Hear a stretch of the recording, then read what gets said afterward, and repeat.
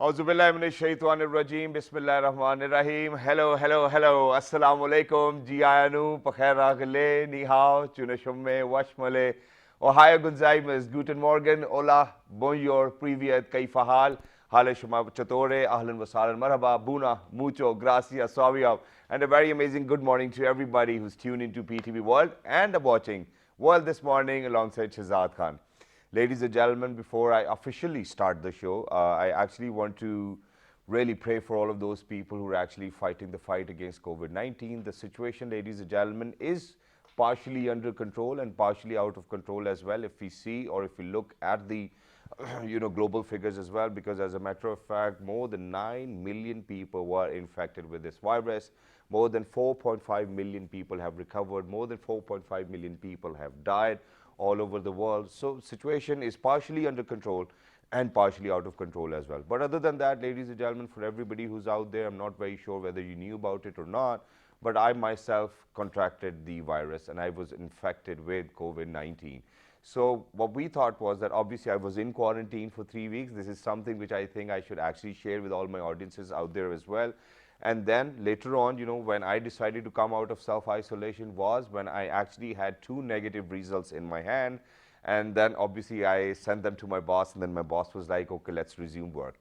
And the prime motive of resuming my work or resuming our work was so that we can actually share our own experiences with people out there. Ladies and gentlemen, over the past 3 weeks, I have been in contact with millions and millions of different people. I've been interacted with them over my social media platforms, may it be Instagram, may it be Facebook, may it be Twitter. And I've always made sure, and I've promised all of those people that I will always be there to extend my support, whatever kind of situation it may probably be with other people. But luckily enough, alhamdulillah, that, there were a lot of people who sent a lot of love towards me, a lot of wishes, a lot of prayers, and I'm really thankful and I'm really glad that I've actually managed to have such a fan base where people were very honest and people were very transparent about their prayers with me as well. And I think that I loved every bit of it. But not just that, I think that it is even difficult for a person to figure out in the first place that, okay, I have contracted the virus and, there's no particular medicine for this virus itself, and that it has taken millions of lives all over the globe. And what if I am the one who actually might not survive? I think that this is a thought which I never let come across my mind, and I think that this is something which everybody needs to know out there. But I will start from where I actually contracted the virus and then how did it all go for me, and then we will be in discussion with psychologists over here, ladies and gentlemen, who are going to let us know how to reduce anxiety, how to reduce depression, how to get out of all of those thoughts. And because I think that one of the most important things which we tend to ignore is that we inflict anxiety upon ourselves by our own selves. And I think that this is something which is really a no-no in these times as well, because these times are very testing. So starting on, after Eid, obviously, ladies and gentlemen, everybody had to go outside, you meet different people. Obviously, I was maintaining my distance and I was being very careful since I was on immunosuppressants myself. I have an underlying condition. So I was really scared. The family was really scared for me, but you never know. So the next Monday when we were actually supposed to be on work, I could feel as if that, there's this severe body aches going on, and, I couldn't move my shoulders and arms. I actually had to lift my hands with the other one and then make this work, so it was pretty much like this. There was a time when I actually thought to myself that my shoulders might be broken. And then I had fever for 3-4 continuous days. I had, there was a little bit of dizziness. I could feel that, I'm getting weaker and weaker day by day. And that's the time when I thought that, I should actually get myself tested and I should actually stay in the room. So from the very first day when I had symptoms, I stayed in. I made sure I called different people. There were people who came to my place to test me, the PCR test. And meanwhile, because it takes a day or two for the test to come back. So meanwhile, by the time the test got back, I could actually feel that I've actually recovered and I might not be infected with COVID-19 as well. But that was a different story, because I was, and the test said that, I was positive, and I couldn't realize, but, it was having an impact on my body and even on my mental condition, because when you are by your own self, it really gets difficult for you to handle your own anxiety, to handle your own problems. You always need somebody to talk to, because we are human beings and we are very social in life. And imagine that for the last 32 years, I've been very social. I've been on television programs, I've been elsewhere as well. So what I thought was that, okay, what is that one thing which I do, and I do it to the best of my knowledge as well, and that is, sharing information with other people. So I started making videos on, what kind of symptoms I had, what kind of treatments I'm looking into, and I obviously want to equip you with all of that as well. And I think that before we move on towards, what kind of dietary intake I was focusing on, or what kind of vitamins I was taking, I think that I would actually like to thank my entire family, because the support system is very important, ladies and gentlemen. For a person, even when you're alone, even when you're self-isolating in your room, it is very essential for you to actually have somebody to talk to. And I think that my family played a very pivotal and a very important role. My mother especially. My mother actually, I don't know, man.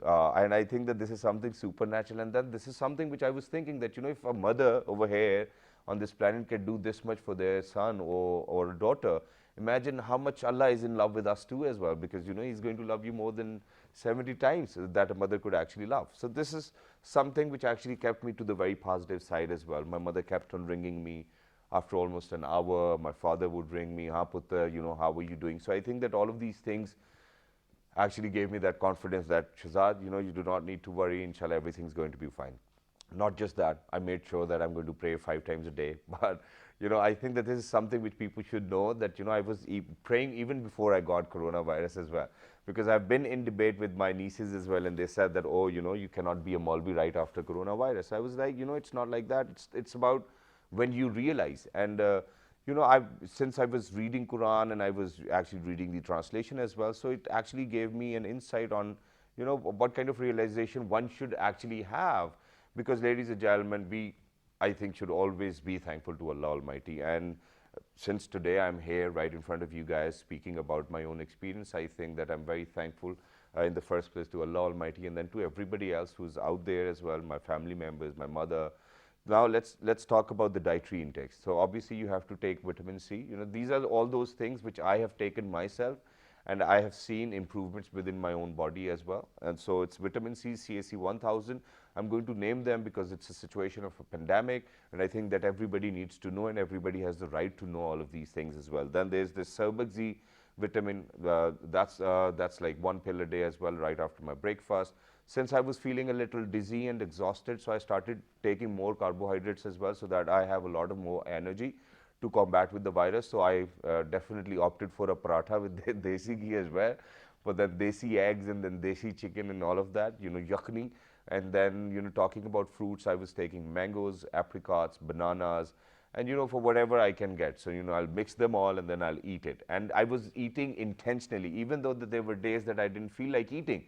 But I made sure that I'm going to eat it so that I'm a better, I feel better. Every other morning when I wake up, I should actually feel better. Then I was using green tea quite a lot, 3 to 4 cups a day without sugar. I was using honey.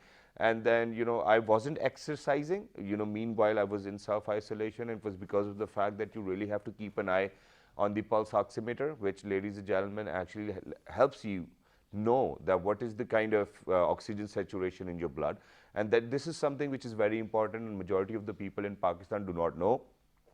So here I am telling everybody out there that, God forbid, if you have contracted the virus yourself, this is a device which you really need to have.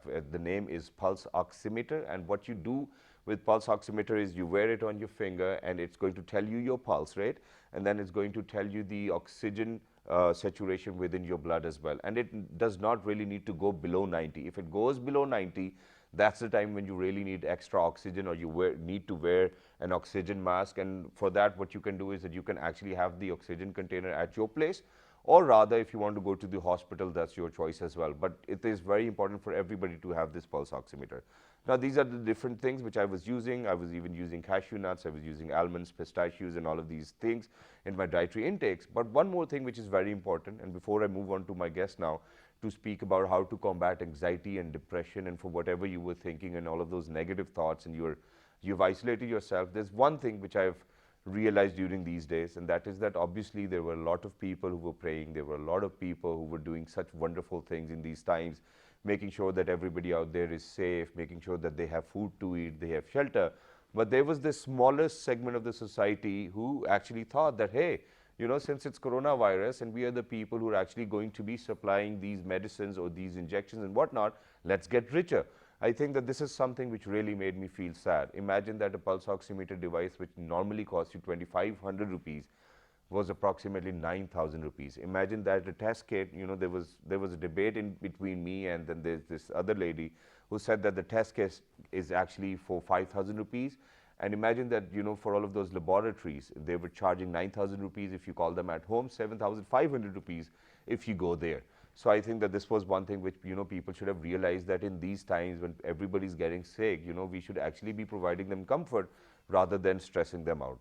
Then there's this other debate as well, azithromycin, ladies and gentlemen, wasn't available for a few days. For all of those things which we required, imagine that a 5 rupees mask is being sold for 50 rupees in the market these days, or 10 rupees mask is sold for 50 rupees, or 100 rupees mask is sold for 600 rupees. Are we even humans? What are we doing? I think that this was the time when we were actually supposed to come together. We have been giving examples that, 2005, there was earthquake, everybody rushed to the area so that everybody could help each and every one. But imagine that in these testing times, we were actually stocking all of these medicines, we were stocking all of these injections so that we could sell them in black.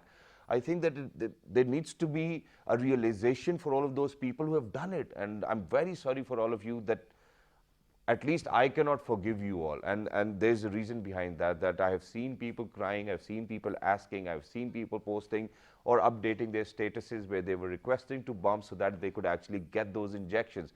An injection which was worth 30,000 rupees is worth 100,000 rupees now.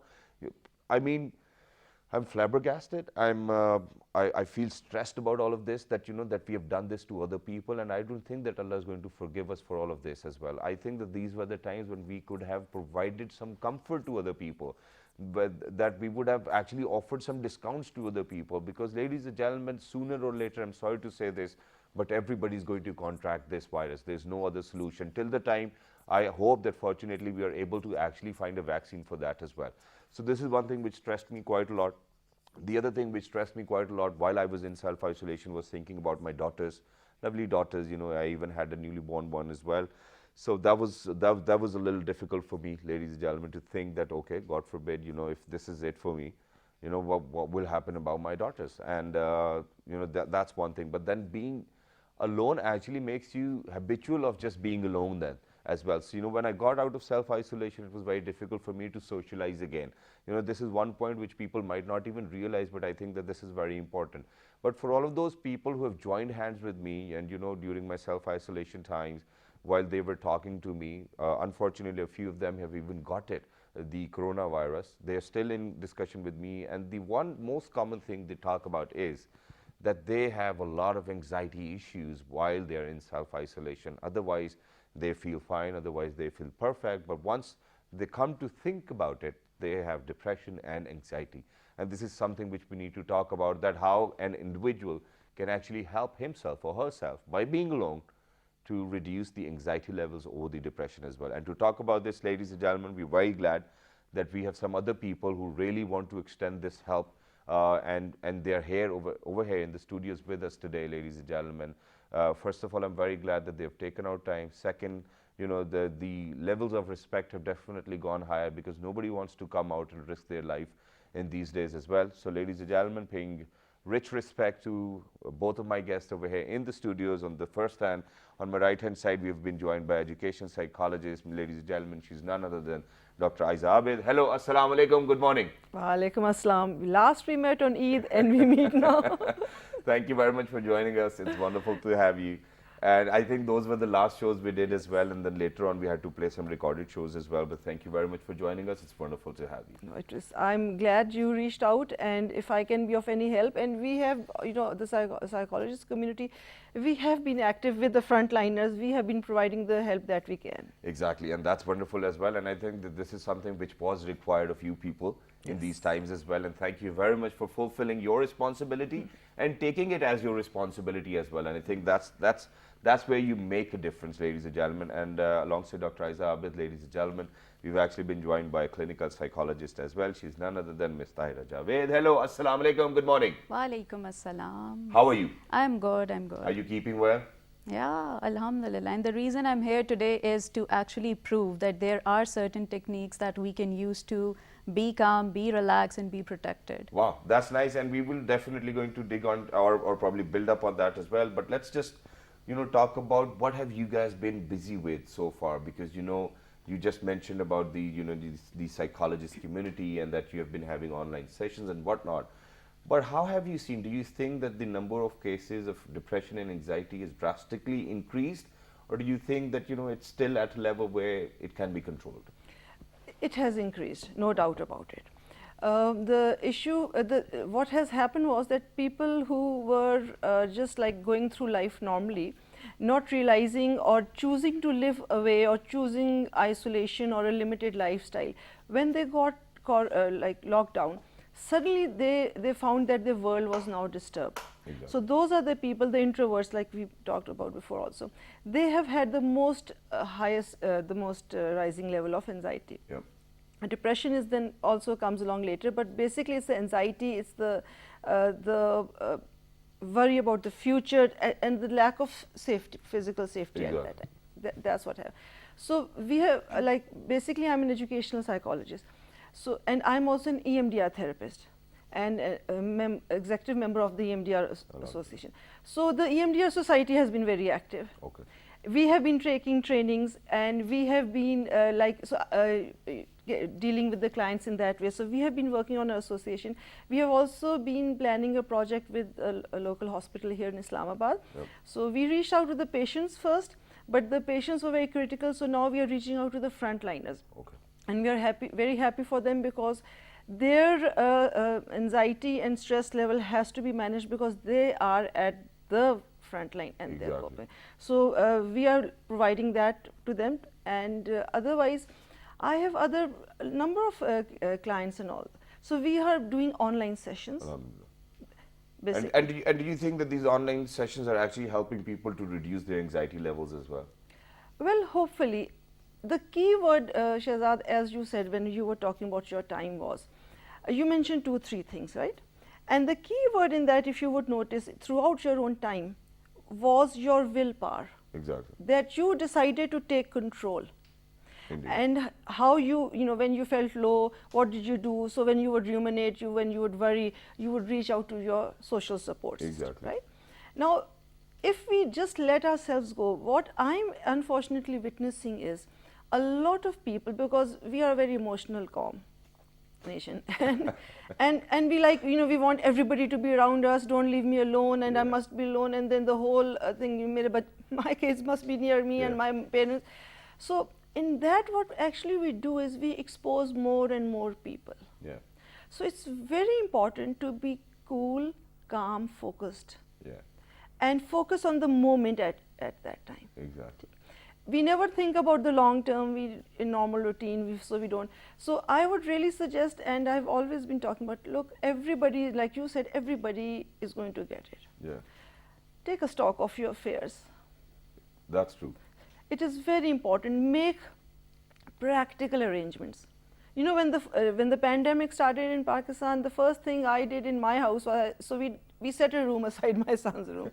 And I said, okay, we are all going to be, anyone who gets it, God forbid, that's the best room. And he said, I don't want to leave. But anyway, so you see, that's the space, that's the awareness, that's the physical thing you have to do. That you are already prepared for it. That you're already prepared for. Yeah. You're taking worrying unnecessarily leads to further worrying, and it is not productive. Exactly, and there's no point in worrying, ladies and gentlemen, and I'm going to continue to that as well, continue with that. But other than that, I think I've got a very interesting story. Now, there are two different stories. Number one, obviously, what I wanted to highlight over here is that, there have been cases that people have had symptoms and they have gone to doctors, and then doctors have recommended them that you shouldn't actually get yourself tested, because then you might have those anxiety or different issues as well, and that you might think. But then I think that the other side, where we can see, or where we can say that it wasn't really fruitful for everybody, is because of the fact that you had symptoms, you didn't get yourself tested, and then you were roaming around, and then you weren't in self-isolation. I think that you've caused more damage rather than curing your own self as well. Not just that, talking about worrying. So I actually, when I was in self-isolation, got myself tested again after 13 days, and the test again came out positive. I think that was the time when I thought, okay, Shazad, you really need to, just like you said that, you have to be in charge. I was like, okay, if I feel fine, even if the test is positive, that shouldn't actually bother me. And that's how I carried myself to another week, and then I got myself tested and I was negative. But very quickly, moving on to you, Ms. Thyra, what I want to ask is that for everybody, may it be a doctor, may it be a policeman, may it be our, cameramen, may it be people within the MCR, for all of those people, for whom it's mandatory to be at work, every day when they wake up, they know that they might get COVID-19 and they feel disturbed about it.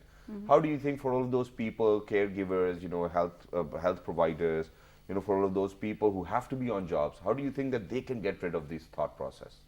See, that's a very important question, that most of offices, they didn't allow their members to be at home because they are at those duties. For example, the frontliners. Yes. They can't be on leave. Like if they would be, how would we survive, right? Exactly. So for that, when they wake up, a whole lot thought process of anxiety and fear starts, right? So before that, what they can do is to have a very positive mindset.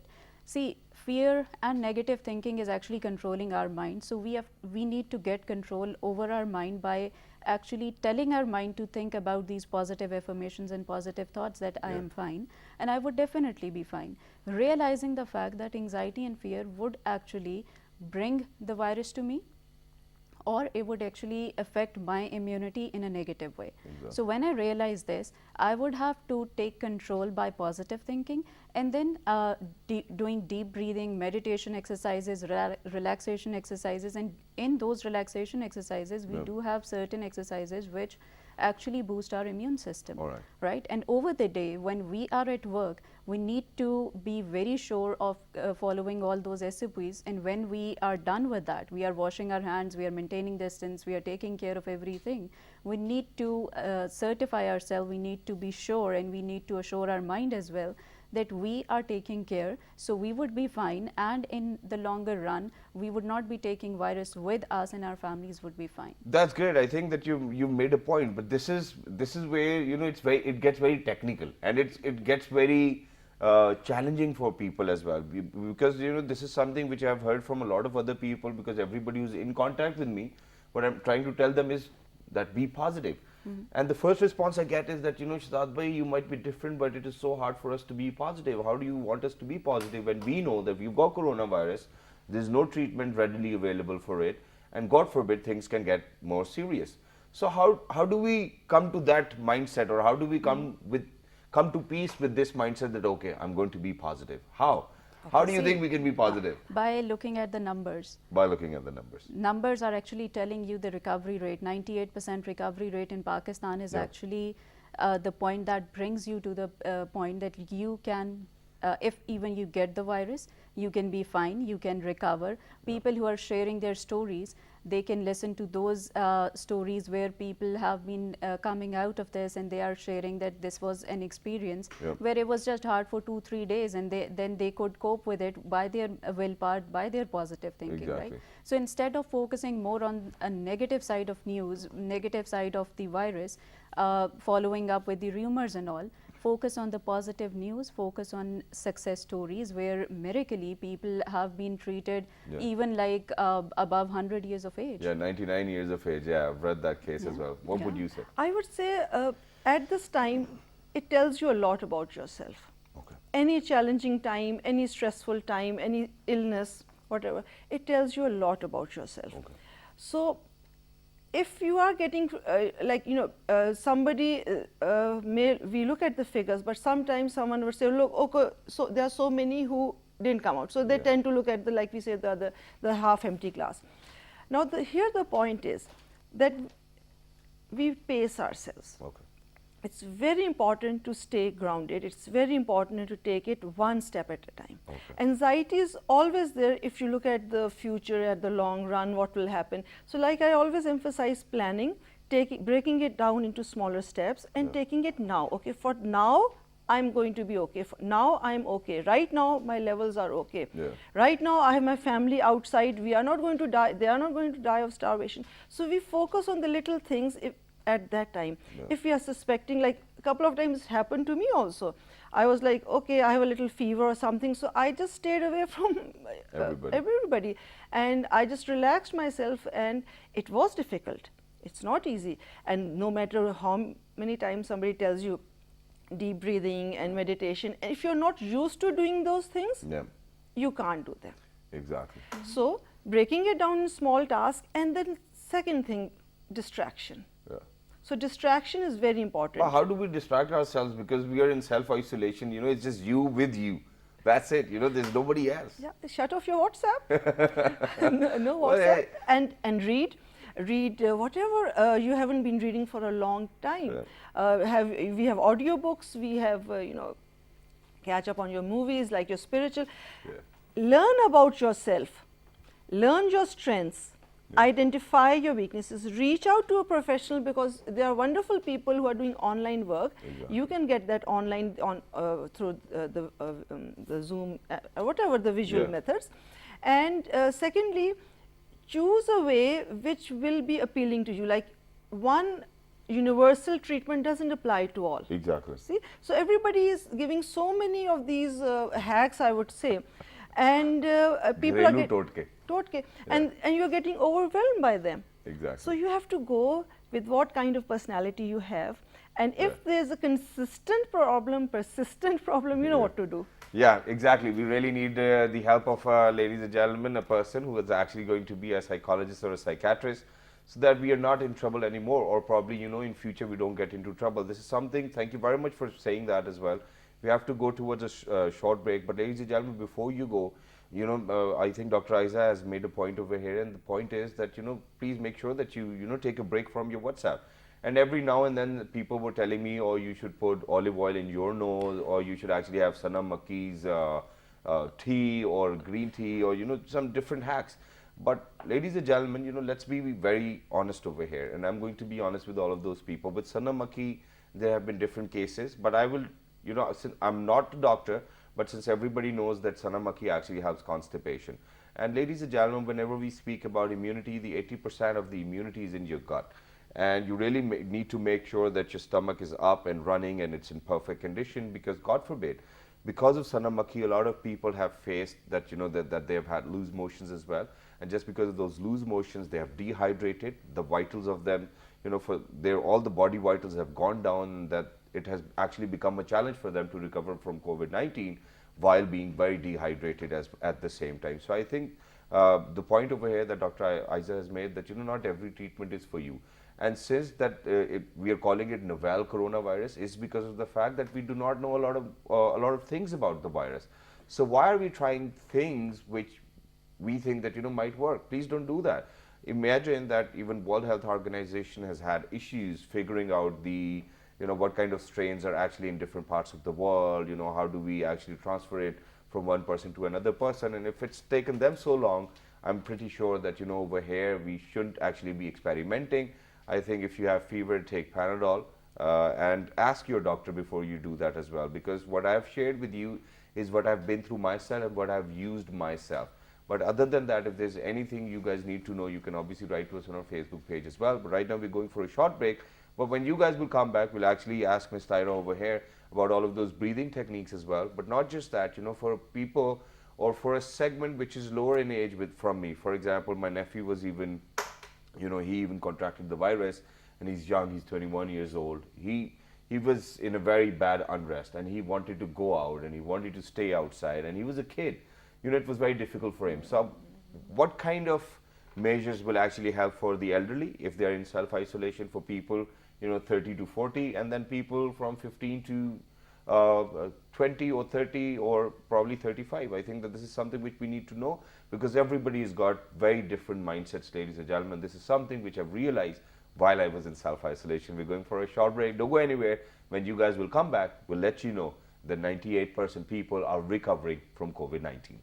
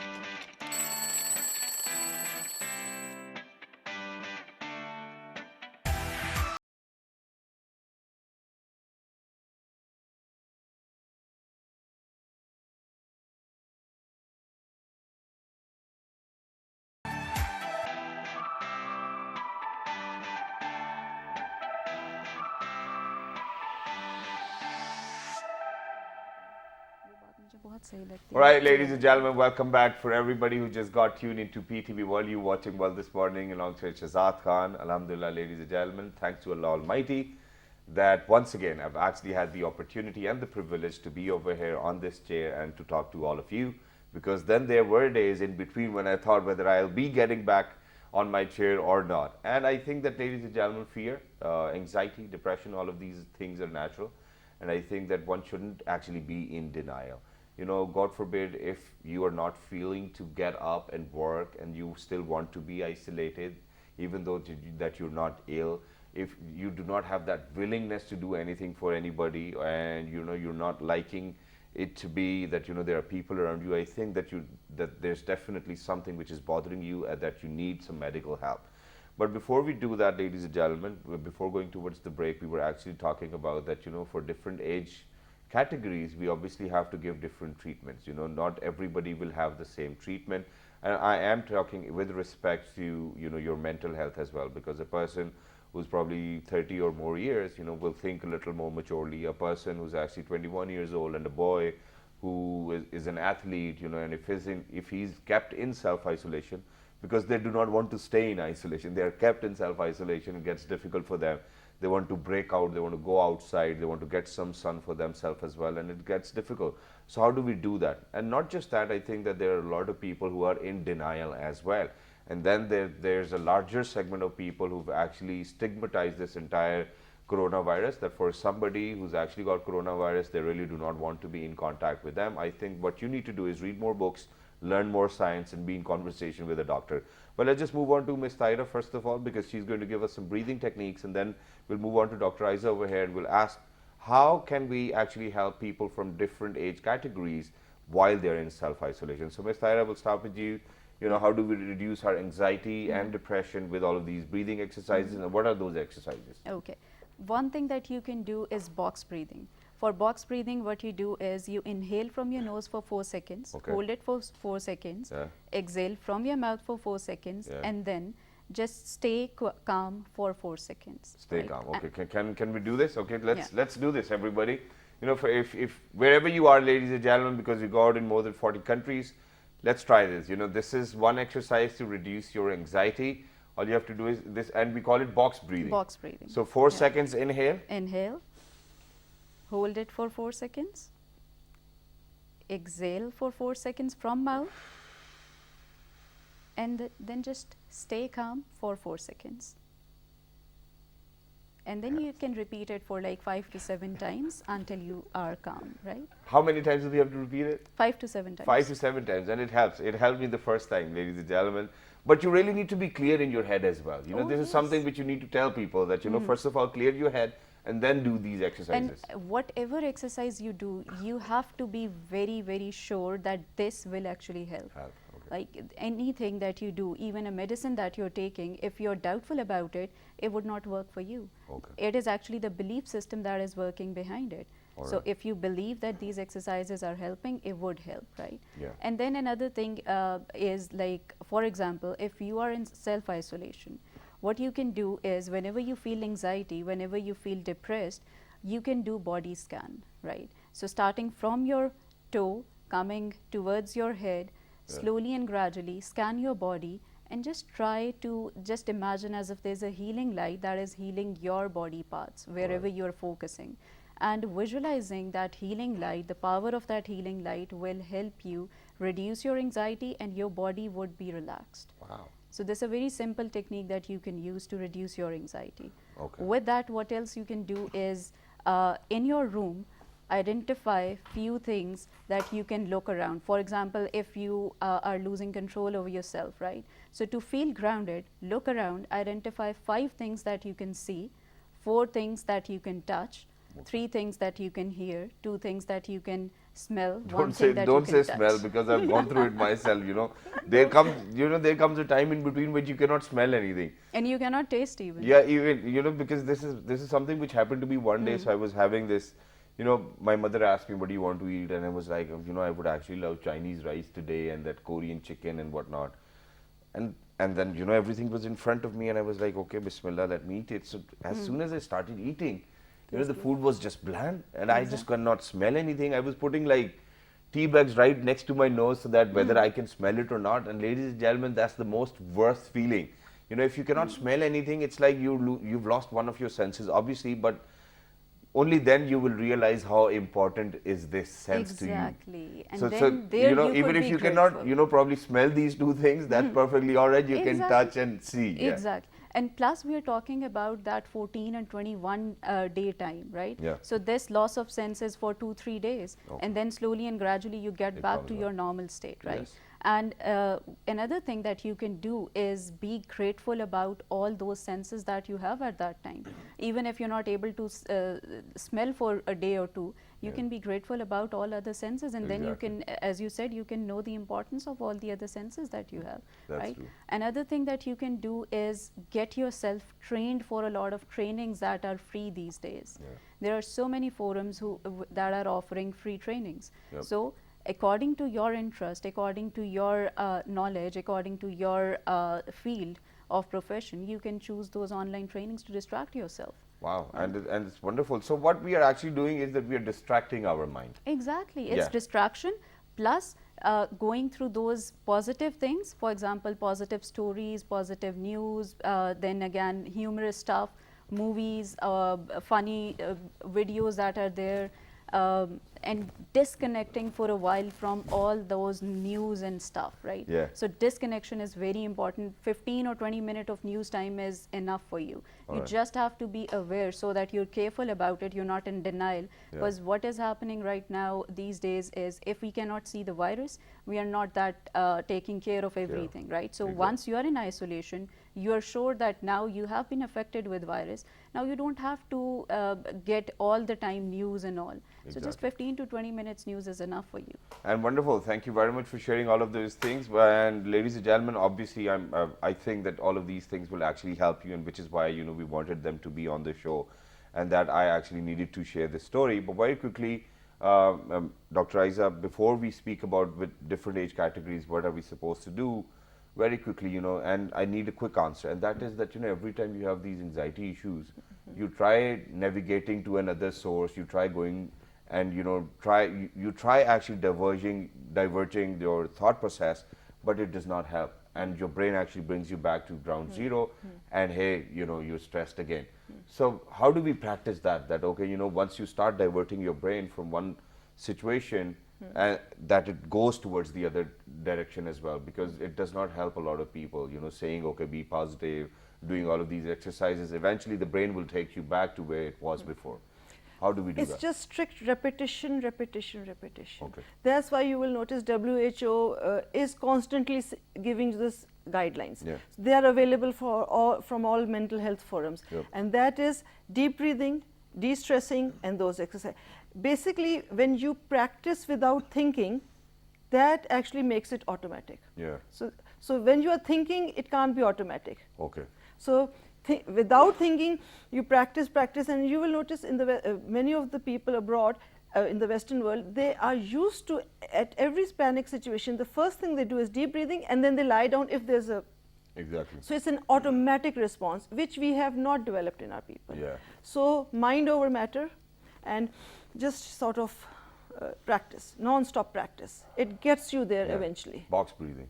Box breathing, Yeah. it gets you there. And it's easy as well, you know, you 4 seconds you actually have to inhale, 4 seconds you have to exhale, 4 seconds you have to stay calm, and that's it. Repeat 5-7 times and you will be good to go. So okay, very quickly, you know, for different age categories, with kids obviously it's not very difficult, they listen to their mothers, but you know, teenagers and you know, people my age and the elderly people, how do you think the different activities for different age categories? Okay, first of all, you, with the kids, you need to talk to them at their age level. Okay. So you can't tell them what to do, you need to involve them. Okay. So parents need to get hands-on with them, like going for you know, physical sports or whatever. That's the activity to do. Give them some time of their own, and don't talk about the unseen enemy. Take it very normally, make a normal life routine in which you are not transferring your own anxiety. Yeah. With teenagers, you need to talk to them at their level, make them aware of their social responsibility. Now the issue with denial is over here that it's not about me. Okay, if it doesn't happen to me, but you can give it to others. Yeah. And that is what we need to. So with youngsters, they are already busy with their computers and stuff, so they can be online, and then you can sort of promise them rewards, give little incentives. Okay. Most important, get them busy in the household and promise some monetary rewards. Youngsters, Monetary awards, yeah. yeah, that's what they did. Yeah, PlayStation 5 is out. You can probably get that for UK. Yep. Yes. And get a delivery or whatever. That's what they like. Yeah. Young people now with youth bulge, and this generation has actually been it's a transgenerational trauma, Shahzad. Okay. We have survived the bomb blast and the terrorism years. So now the young parents are actually, people are actually experiencing more anxiety because the previous anxieties were not handled. Exactly. So again, I would say if you can manage it, keep busy in a household routine. Don't think over unnecessary things. Like I talked to my cousin who has come out of in England. She survived COVID. The whole family went down.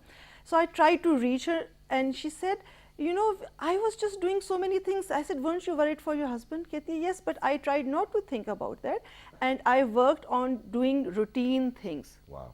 So you see, So she stick to her routine. She stuck to her routine, and that's what we emphasize. Make it a richer routine. Activities, like I said, Yep. Make them more. Whether you're in a flat, whether you are in a big house, or whatever your age, like you said, study science, and come out of the denial. This habit that we have, Exactly. we must come out of that. Exactly, Keeping and up a that's very routine is important. very as well. important. Exactly. Thank you very much for being with us. It was lovely to be in conversation. Thank you very much for giving us some good tips and breathing techniques and how we can actually help ourselves to be mentally stable. Ladies and gentlemen, I think that this is something which is required as well. Thank you very much, Dr. Aiza. Thank you very much, Ms. Tyra, as well, for taking our time. And we're very glad that you've taken our time for all of those people so that you can make them more aware. And obviously, Allah is going to reward us for all of this as well. Thank you very much once again. But ladies and gentlemen, for everybody who's out there, by the end of the day, it's just going to be you. And it's better that you prepare yourself for it sooner or later. It's good to be prepared. Make sure that you're actually taking all of those dietary things which I mentioned, because I don't think that yogurt is going to have any negative impact, or mangoes, or apricots or bananas. Just make them a part of your dietary habits, and inshallah your immunity will be better, and inshallah we'll all be able to get out of this very soon. What you need to do is stay away from Facebook, because most of the time when you actually on Facebook, you hear a lot of news of corona patients getting seriously ill. And other than that, if you're on WhatsApp, there are a lot of people who are making jokes about it. You really do not want to be a part of any one of them as well. So please make sure that you stay by yourself, you stay focused, you help yourself recover, because after Allah, your family, ladies and gentlemen, it's just you who are going to help your own self. Please make sure that you start helping yourself as well. Tomorrow, inshallah, we'll actually even talk about, when to get tested, because, I've mentioned it in the program as well, that after my 13 days in self-isolation, I got myself tested, and the test was again positive, and that was a difficult time for me. We'll discuss upon that, but ladies and gentlemen, with hopes and prayers that everybody's going to get well soon, and soon coronavirus will be out of this world. This is Shahzad Khan who wants to sign off. Please make sure that you write to us on our Facebook page, which is with the name of World This Morning. On Twitter, it's World This Morning without a G. On Daily Motion and YouTube, it's World This Morning. The fabulous repeat is going to be at 11 p.m. tonight. Till the next time, 1, 2, 3. Good morning.